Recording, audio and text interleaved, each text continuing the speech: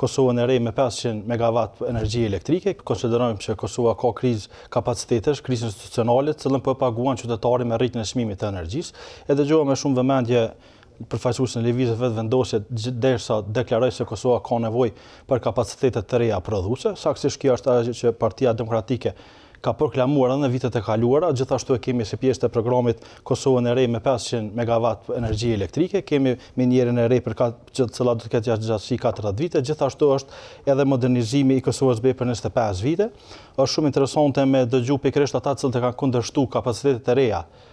të krijohen në Kosovë në mënyrë që energji të ketë mjaftueshme, për shkak që sot ne dimë që kapacitetet ekzistuese të Kosovës janë rreth 900 megawatt dhe ka pasur mundësi të shtohen në 500 megawatt, që do të bënte gjithsesi në 1400 megawatt, të cilat sot konsumohen në pikun e energjisë elektrike kur është fluksi më i madh i qytetarëve. Ne dimë që lëvizja vetëvendosje e ka kundërshtuar bashkërisht me shoqërinë civile Termocentralin Kosova e Re, i cili ka qenë duke në fazat e iniciimit të procedura për të ndërtu. Mendojmë që kjo është një dëm i parikuperueshëm i qytetarëve, të cilët e kanë paguar me faturën e shtrejtuar, dhe në fund ditës kemi pasur situatë ku qytetarët nuk e kanë ditur se duhet me ndezë dritën apo duhet me shku me ble bukën dhe me pagu faturën. Problemi nuk është energjia, problemi është drejtimi i vendit,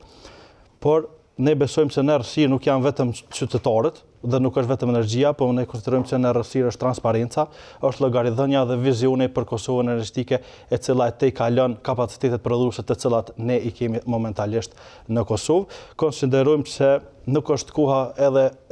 në momentet diskutojmë realisht debatin për energji, por është realisht koha të diskutojmë për dinjitet, për shkak që qytetarëve i është cenu dinjitetin në mënyrën kur këta nuk kanë arritur me shtu kapacitete të reja dhe kanë bërë dekarbonizim pa zëvendësim, dhe në këtë mënyrë kjo është arsyeja sepse sot ne paguajmë më shtrejt edhe sistemi nuk është stabil.